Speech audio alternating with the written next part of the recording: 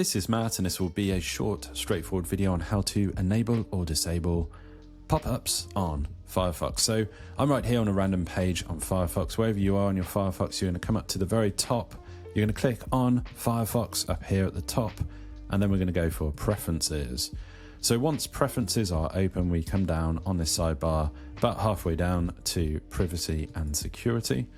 And from there, we need to hover on down all the way down to where you see Permissions. So Permissions is right there.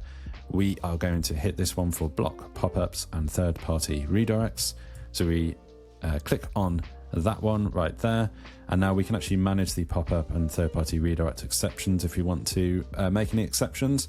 But once you've actually ticked that checkbox for block pop-ups and third-party redirects, you should not get pop-ups anymore.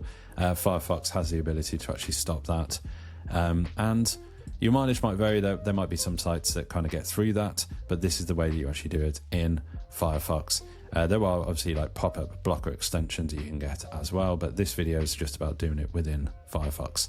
So hopefully you found this video on how to block pop-ups and third-party redirects in Firefox useful. If you have, drop this video a like and subscribe to the channel for more videos just like this.